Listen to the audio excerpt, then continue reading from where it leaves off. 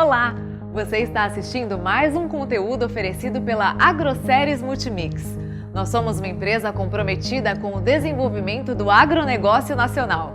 Por isso, acreditamos que compartilhar conhecimento é essencial. Aproveite!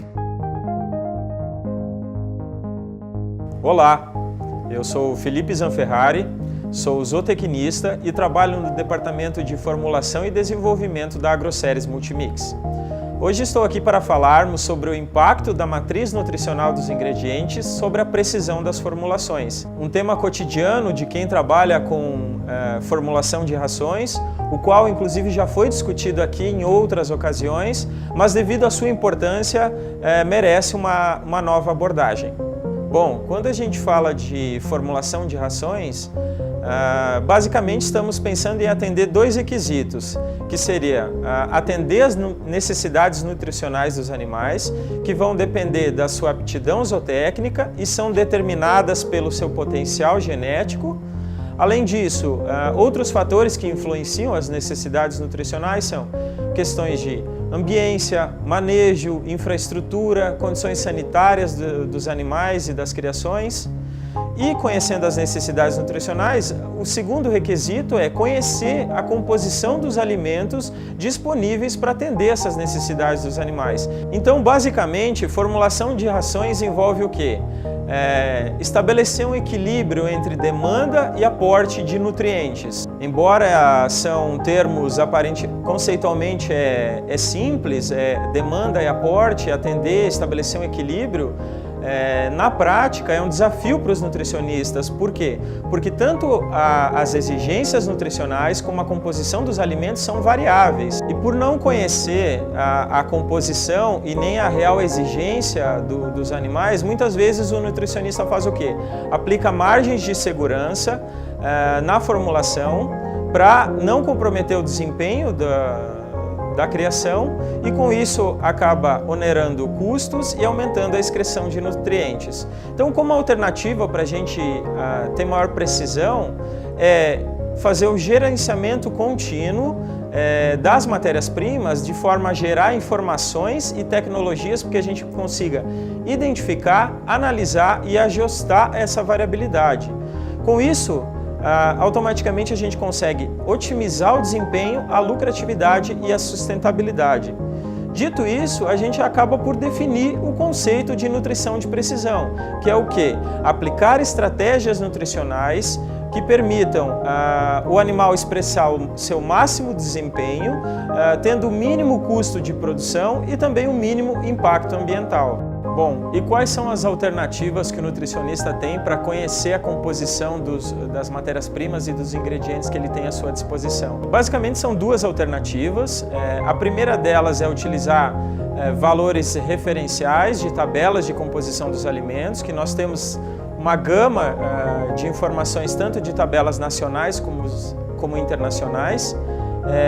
A princípio as tabelas nacionais são mais ajustadas às nossas condições, mas mesmo assim a gente encontra algumas dificuldades. Devemos ter cuidado com algumas limitações. Primeiro, quem trabalha no campo conhece a enorme variação dos ingredientes que a gente utiliza nas dietas. E os valores tabelados normalmente são uma média que compõe a composição daquele ingrediente, ou seja, não demonstra características peculiares de dados regionais. Pode ser que essas informações de determinados genótipos e cultivares estejam um pouco defasadas ou então não sejam mais existentes. Mas mesmo assim, vale a gente reforçar que essas tabelas de composição são referências importantes. Tem muita pesquisa para fazer esses materiais e não devem ser desconsideradas, ou seja, é o nosso referencial de partida. A segunda alternativa é utilizar de análises próprias, se houver a possibilidade de analisar a composição química e bioquímica dos ingredientes.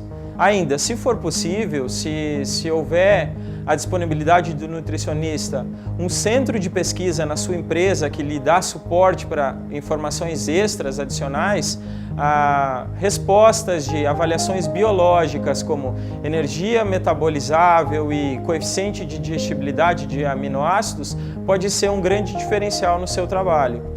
A partir dessas alternativas, é possível conhecermos a real composição dos ingredientes que temos na fábrica e permite trabalharmos com predição e modelagem matemática.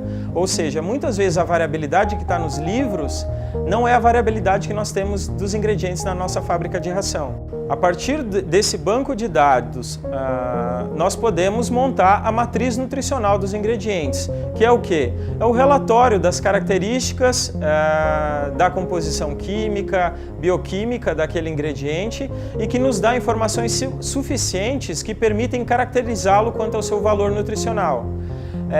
Uma das principais características da matriz nutricional é que ela deve apresentar a máxima coesão entre as suas informações e a real composição do ingrediente. Ela deve ser tão mutável quanto a variabilidade da composição do ingrediente.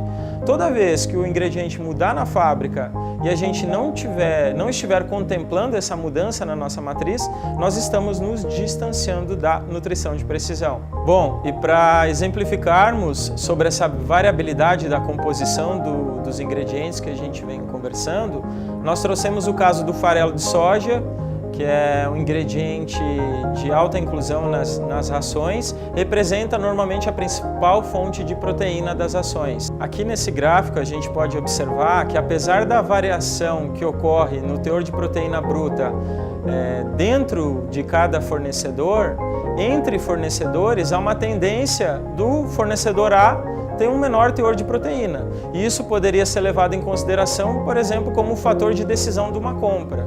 E aí, quando a gente compila as informações, é possível explorarmos os dados. E aí, o que a gente vê a partir do uso da predição? Que à medida que aumenta o teor de proteína bruta da soja, aumenta a concentração absoluta de lisina.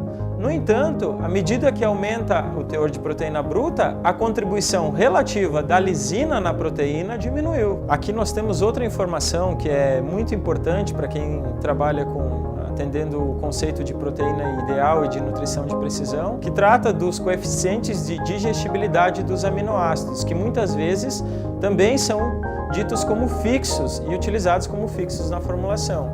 E aí esse gráfico mostra que, no caso da lisina, é possível que haja muita variação e que a gente não esteja contemplando nas nossas formulações. Portanto, com base em tudo isso que a gente conversou, a avaliação de matérias-primas na fábrica deve ser uma atividade constante do nutricionista. Entender essa variabilidade e saber trabalhar com ela é muito importante. Mas também não basta apenas coletar as informações, é necessário analisar e explorar esses dados. Hoje em dia, os recursos computacionais, através de planilhas eletrônicas, tratamentos matemáticos e estatísticos dos dados, nos permitem propor equações para ajustes dessa variabilidade e correções para as nossas formulações. Por fim, a gente pode fazer uma analogia de uma matriz nutricional fixa a um relógio parado. Em 2 momentos do dia, ele vai estar acertando a hora, nos demais ele vai estar errando. Assim é a nossa matriz nutricional. Toda vez que há uma variação e a gente não está contemplando, a gente se distancia da nutrição de precisão.